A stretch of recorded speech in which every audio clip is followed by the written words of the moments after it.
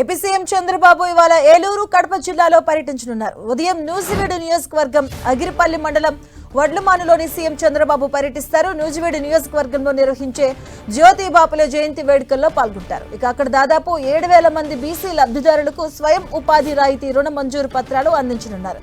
ఇక ఆ తర్వాత 80 కోట్ల రూపాయల రాయితీని, మరో 80 కోట్ల రూపాయల బ్యాంకు రుణాన్ని విడుదల చేయనున్నారు.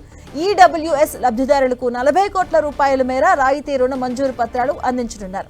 ఇక అనంతరం ఆదరణ పథకం కింద ప్రభుత్వం అందించే కుల వృత్తి పరికరాలను పరిశీలిస్తారు సీఎం చంద్రబాబు.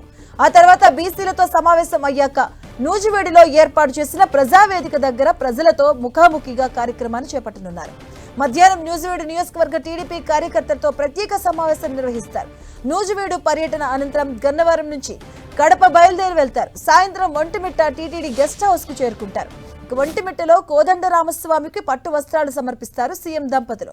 ముత్యాల తలంబ్రాలు సమర్పించి స్వామివారి కళ్యాణంలో పాల్గొంటారు.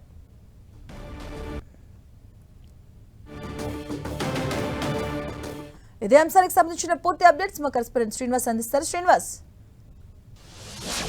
మధు, ముఖ్యమంత్రి చంద్రబాబు నాయుడు మరికొద్ది సేపట్లోనే ఏలూరు జిల్లా నూజివీడు నియోజకవర్గం అగిరిపల్లి మండలంలోని వడ్లమాను గ్రామానికి చేరుకోనున్నారు.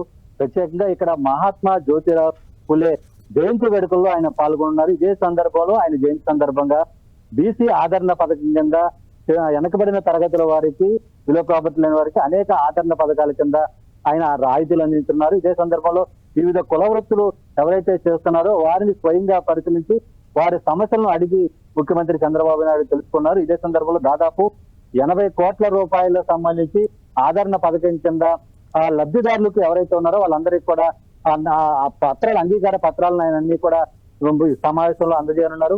ఆ తర్వాత ప్రజావేదిక వేదిక వద్ద ముఖ్యమంత్రి లబ్ధిదారులతో అంటే బీసీ వర్గాలకు సంబంధించిన ప్రజలతో ముఖాముఖి కార్యక్రమం నిర్వహించున్నారు. ఇదే సందర్భంలో ప్రభుత్వం అందిస్తున్న పథకాలు కానీ, అలాగే సంక్షేమ అభివృద్ధి కార్యక్రమాలకు సంబంధించి అటు బీసీ వర్గాల ప్రజలకు ఏ విధంగా అందుతున్నాయి, ఏమైనా ఇబ్బందులు ఎదురవుతున్నాయన్న దాని మీద ముఖ్యమంత్రి నేరుగా ముఖాముఖి కార్యక్రమం నిర్వహించి వారి సమస్యలను అడిగి తెలుసుకున్నారు. ఆ తర్వాత మధ్యాహ్నం 1 గంట సమయంలో నూజివీడు నియోజకవర్గం సంబంధించి తెలుగుదేశం పార్టీ ముఖ్య నేతలతోనూ కార్యకర్తలతోనూ ఆయన సమావేశం కానున్నారు. దాదాపు గంట సేపు ఈ సమావేశం కూడా జరగనుంది.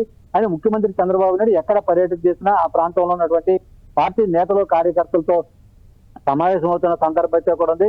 ఏమైనా ఇబ్బందులు ఎదురైతే కార్యకర్తలకు వాటిని వెంటనే నాయకులకి కార్యకర్తల మధ్య ఉన్న గ్యాప్ ని కూడా నివారించే విధంగా ఈ సమావేశాలు నిర్వహిస్తున్న సందర్భం అయితే కూడా ఉంది. ఆ తర్వాత మధ్యాహ్నం 3:30 గంటలకు ఆయన గన్నవరం అక్కడి నుంచి కూడా నూజివీడు నుంచి కూడా బయలుదేరి గన్నవరం ఎయిర్పోర్ట్ కి జరిగిన అక్కడి నుంచి కూడా కడప బయలుదేరినారు. దాదాపు అంటే ఉదయం 10:30 గంటలకు ఆయన నూజివీడు నియోజకవర్గాన్ని చేరుకుని సాయంత్రం 3:30 గంటల వరకు కూడా ఆయన ఇక్కడే ఉండనున్నారు.